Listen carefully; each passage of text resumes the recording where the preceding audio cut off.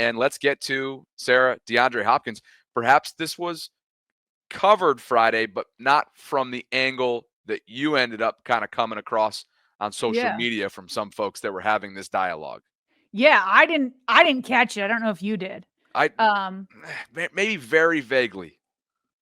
Yeah, like when we're just cruising to put the show together, so it kind of went over my head, but it became a talking point again among Ravens Twitter, the Ravens Twitter community.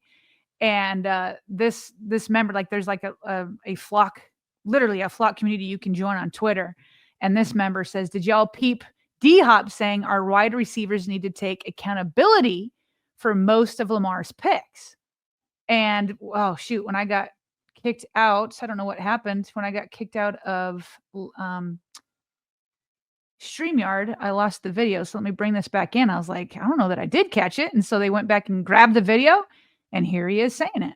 YouTube highlights of this offense, kind of get familiar with it. You know, he makes some incredible throws, and some of the interceptions, you know, as a receiver, you know, you got to take responsibility yourself. So Lamar is, man, he knows how to thread the needle. So I think for myself, that was definitely a big part of the decision. Okay, so he did indeed say, you know, he was explaining how he's watching YouTube highlights, which I remember catching that part, and I remember him saying how Lamar knows how to thread a needle. But I didn't catch him saying the wide receivers, or I don't think he said wide. He said receivers need to take accountability. And we've been through this, Bobby. There were 4 total interceptions, and one could argue that none of them were his fault. So here's a screen grab of 3 of the 4. And when the ball hits the wide receiver in both their hands, any wide receiver is going to tell you, I got to catch it. Now, does it mean it's like the easiest catch in the world? No. But it's in your hands, number one. Number two, after it's in your hands, for it to end up as a pick, it's certainly not on Lamar's, right? So the first one on the left is Rashad Bateman. He's about to have both hands on the ball.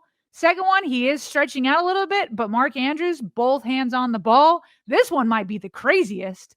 Justice Hill against the Steelers, it was just one of those breadbasket throws. He's got it. And the Steeler just wrestled away from him. On this final one, it didn't hit Rashad Bateman in the hands, but he definitely stopped on the route. This is the one against the Steelers. And Lamar was already ready, letting that ball go before he slowed down on the route. And so there clearly was a miscommunication there. And so, Bobby, us pointing this out, we've already talked about all 4 of these. In fact, remember, Peter Schrager did a whole segment citing us in the vault and how we kind of brought this to his attention. You and your inspo. You gave him inspo. Your tweet gave him inspo. Thank you. But you gave him inspo, and he said as much. Yeah. Well, anyway, but point being, this has already been covered, but this is what you're bringing into the locker room. When you sign a DeAndre Hopkins, this is his 12th or 13th year, something like that, and he can go into that locker room, and it doesn't have to be Lamar because it's tough when you're the quarterback sometimes saying it. You can say it, and I'm sure Lamar has, but in a quarterback, you're like trying to some people could say, oh, you're just trying to wipe your hands on it. No, now you've got a receiver that says, here's how you can look at it from a veteran receiver's point of view. You can't stop running the route, or you got to hold on the ball. Once it's there, here's what you got to do. And this is the accountability that he's going to bring to the locker room. And I think that they'll only be better for it. Listen to it once more, too, because it's like when we say the words called out or calls out, sometimes that can come across as harsh. But he's not that at all in this clip. Listen to this once more. YouTube highlights of this offense, kind of get familiar with it. You know, he makes some incredible throws, and some of the interceptions, you know, as a receiver, you know, you got to take responsibility yourself. So Lamar is, man, he knows how to thread the needle. So you know what it is? It's not harsh. It's professional.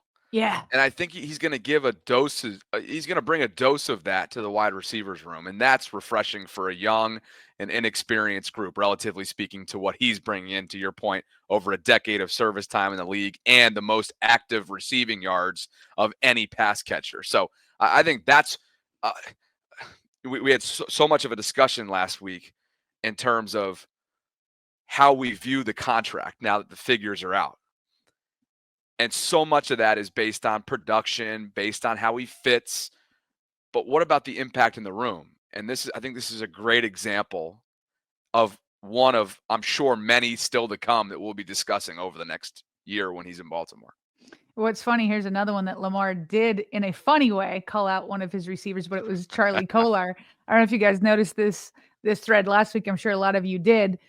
Somebody had just tweeted, like, show me a play by Lamar Jackson that isn't talked about enough. And he showed this one where he like just so smoothly evades a Chargers rusher. And like he's just like toying with them. It's just so easy. And then he hit Charlie Kolar for, I believe it went for a first down. And so Charlie responds, so Lamar, quote, retweets it. And Charlie responds to it and says, great job by the tight end there, making you right, fam. So Lamar is like, wait a minute. He's like, you wouldn't have had to make it right if you kept running. Chuck up, Charlie. And so, like, we can't show the play, but Charlie did stop running. And then so, like, last minute, he kind of had to dive for the ball because Lamar's releasing it. He's got to anticipate these guys, right? He's got to anticipate where they are. You can't throw it where they are. You got to throw it to where they're going to be.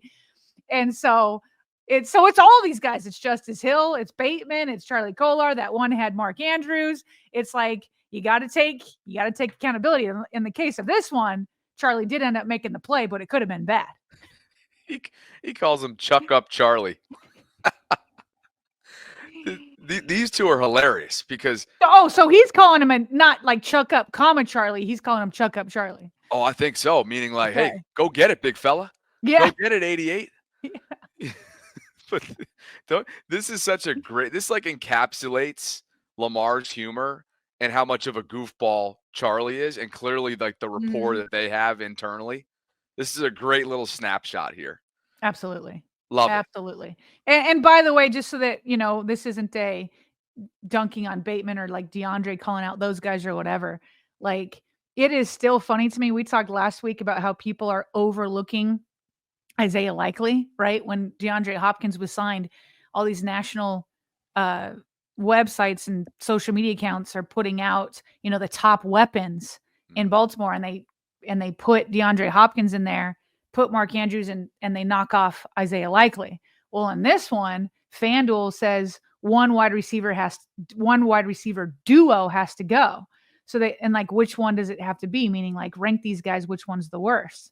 And what's funny, they put all these duos together, but for Baltimore, they put Flowers and Hopkins instead of Flowers and Bateman. And I just don't think national media are catching on yet. Hopkins is number 3. This is ridiculous. And so just as they're overlooking Likely, it feels like people are overlooking Bateman. And a year ago, you could understand that. But after last year, with his resurgence and all those touchdowns, let's not get it twisted. It's Bateman that's number 2. Yeah. And he would make where they're standing among these 4, right, or the other 3, he would make them a stronger pair. I still have them sitting at 4th, who we're looking at right now with this exercise, but he would make them stronger and probably closer to Evans and Godwin. I'm going Nakua, Adams, Metcalf, Pickens, Evans, Godwin, and then the boys in Baltimore, which again, these are some of the most elite pairs. Yeah. And why didn't they put Higgins in? We'll get to the Cincy in just a bit, but why didn't they have Higgins and Chase in here? Probably because they didn't know if they were going to stick together. Yeah. But yeah, you would take Flowers and Hopkins out, put in those 2, and then you have a more difficult conversation. Yeah. Right. For 3. Yes. For number 3. Right. So. Right. Now, Bobby, now I actually do get to talk about Cooper Kupp. So hopefully I don't put in somebody else's name here, but I'm bringing this up just so we can kind of compare these 2 deals. So Cooper Kupp was signed since the last time we had a show last Friday, and he got a 3-year deal worth $45 million. So that's a lot of money per year.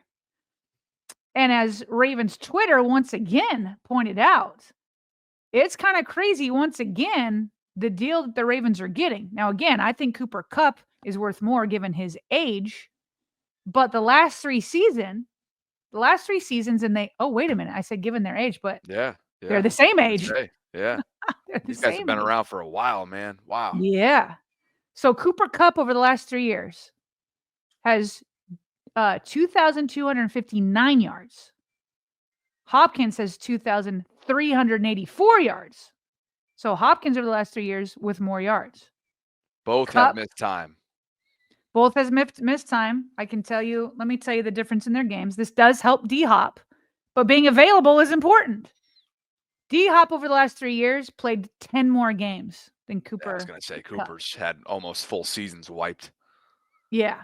So Cooper has played in 32 games, whereas D-Hop has played in 42. But that matters. Like, it matters whether they're available. Yeah. So makes sense that D-Hop has more yards over the 3 years.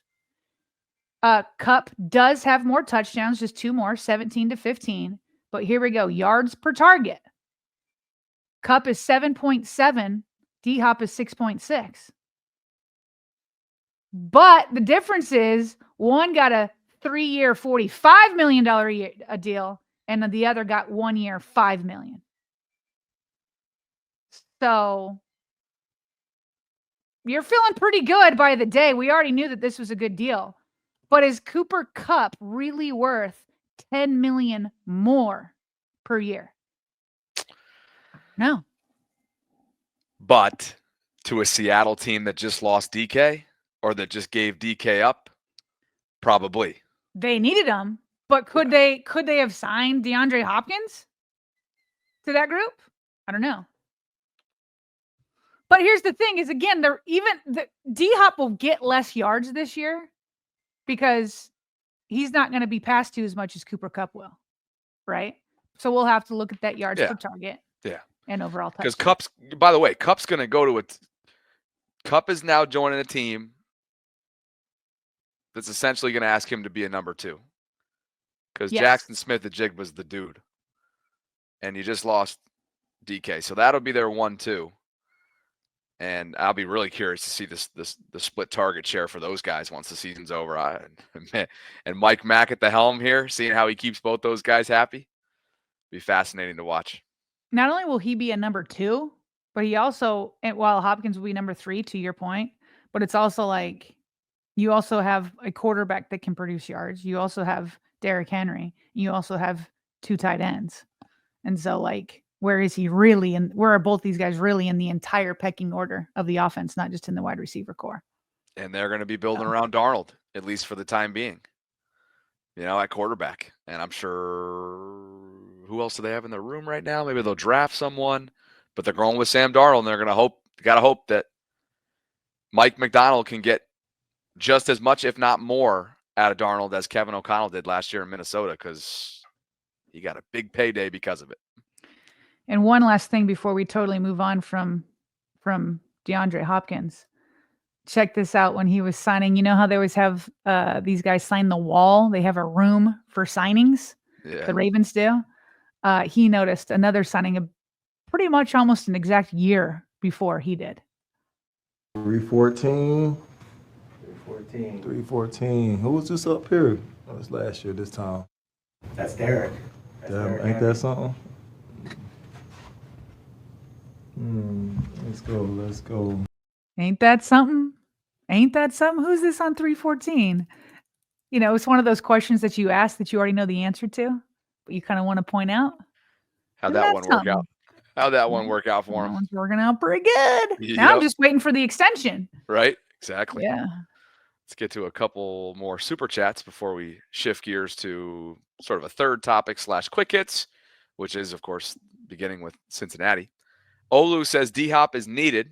Do you think we'll draft another in the top 3 rounds? Tylen, Dez, meaning Tez, and a practice squad fighting for the spot. So maybe offensive lineman, defensive back, and linebacker or late tight end draft. They're definitely bringing another wide receiver, you would think, Sarah. I wouldn't be surprised if it's a day 3 pick. Devontae was the 4th round last year, right? So that would have been early day 3. Yes, early day 3. Yeah. So he's asking the top 3 rounds. I mean, it's always best player available, so you don't know. But if we're talking about needs, you would hope that they would have addressed pass rusher and cornerback and one safety. Of the, lines. You could do safety or one of the lines. So, I mean, if the wide receiver is the best player available, but I wouldn't do it purely based off of need. Yep. Right now, though, the room's looking pretty solidified. You got Zay, Bate, D-Hop, Tylen, Devontae will be fighting for, rounding out that room, and then maybe a rookie. So that's where things stand. And I know Dayton Wade, I know chat. Dayton Wade is still on the practice squad as well. He'll have an opportunity throughout OTAs. He'll be out there on the 90-man roster for sure, making his case. Yeah. For sure.